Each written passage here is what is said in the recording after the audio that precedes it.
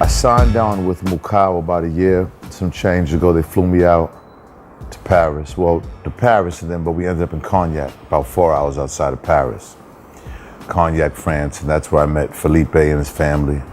And that's actually where I met Sonia from Amira and Bungie Garland and Faye. And I remember them doing their deal, you know, at that time, bringing Bungie on as a representative and ambassador to Mukau. And then next thing you know, me and Felipe was flying to Trinidad. It was just me and him on the trip, and that's where I came and seen Sonia again. And yeah, I mean, the first time I came, it was like you said, nonstop interviews in the morning, partying at night.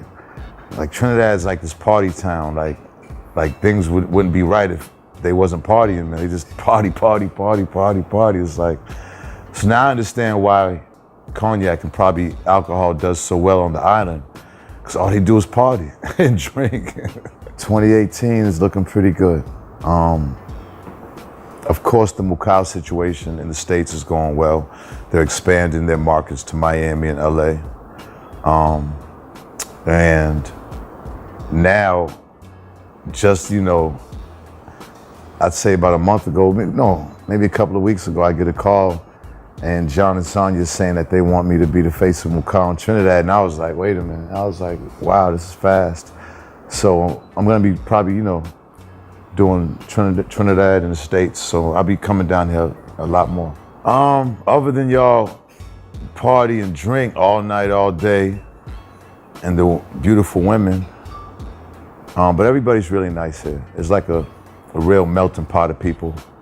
And it seems like everybody is like really getting along with each other, you know, from an outsider looking in. The food is really good. And it's just like it's an island, but to me, it's like a hustling, bustling city. You know, out of all the islands, it's just, Puerto Rico's kind of like that in a sense, but I think Trinidad maybe have them beat as far as like just a big hustle, bustle. It looked like, it's almost like New York, you know, certain parts of downtown, like the energy. And soca, I mean, man, like I can officially say I'm an official soca head now. You know what I'm saying? You're soca-fied. I'm soca-fied. I'm soca-fied. Definitely. I'm ready for the road. I like that one, and I like I feel like hope. Rah. I do. I like that. And this other one I like Iowa George. Yeah, man, he brings a lot of energy. And of course, you know, Marshall Montana is like, I mean, he's really like a national institution here, I see. He's really like, I think the people, from what I've learned here, the people here love him and they support him, everything he does. So I went to Marshall Mondays representing me and the whole Mukau family. Well, actually, it was the whole Amira family. So Amira is who distributes Mukau on the island. And yeah, we went there, had a good time. Now, I'm be honest though, you know, I like the band, but I like the DJ better. You know what I'm saying? Like the DJ, the vibes, like on the boat or like in the club. It's just something about soca with the DJ. I feel it more. The band was amazing. I do love live instruments, but I think so far I like the DJ. As I've gotten older, things I can't control, I don't worry about them as much. I think I used to worry and get kind of amped up over things that didn't go my way or went wrong, that were out of my control. But I just learned like, you can't change anything being angry, screaming, yelling. So I just take it as it comes now. Man, I was spoiled, man. My mother, you know, I mean, it's not like we had a lot, but you know, my mother worked a couple of jobs and I was my father's only child. And you know, my father was in the streets. So, but they really provided a good life for me. And, you know, as a kid, you know what I'm saying, certain things I wanted, you know, like they would get. So, I started hustling at an early age. Like I started baking cakes and selling them. I painted rocks, sold lemonade. I mean, comic books, trading cards. And then, I started getting to the street game, the gangs. And I think, if it wasn't for hip hop in my life, which was a major influence, and things probably would have went different. But I got heavily involved with hip hop. Met a guy by the name of David Mays, started the Source magazine. Did that for 18 years, made a whole bunch of money. A lot of controversies and everything. From that, Hip Hop Weekly, and I started doing reality TV. So I've been in the industry for a long time. I mean, it's a blessing that I'm recognized and people want to take pictures and they like me from the show. They like what I represented from the show. I think that's pretty dope. You know what I'm saying? The reality shows I did were more relationship based. A couple, maybe one wasn't, and relationship reality TV tends to have drama with women. And, I think I'm over that now, So I'm really not into like doing reality shows and with drama anymore. I just want to I still want to do TV, but I want to do it different than what I was doing with Love and Hip Hop. No, that's it for me. No more Love and Hip Hop. It was dope. My 3 seasons was amazing, and I'm thankful for them, but gotta move on. Nope, I'm be honest. I had no idea people watch Love and Hip Hop around the world like they do. That's crazy to me.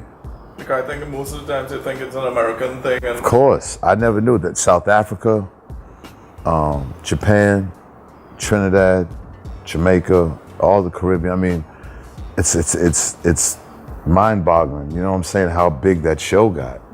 So it's a blessing.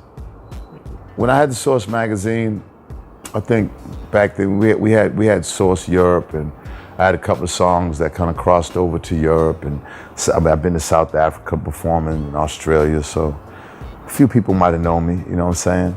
Of course, the millennials now know me from Love and Hip Hop, but prior to that, like, I've had a long history in hip hop that I'm sure the older people know me by. Well, here we go. It's the future. That's the future. Yeah, this is the future right here. And to be honest with you, I'm proud to be a part of this. I really am.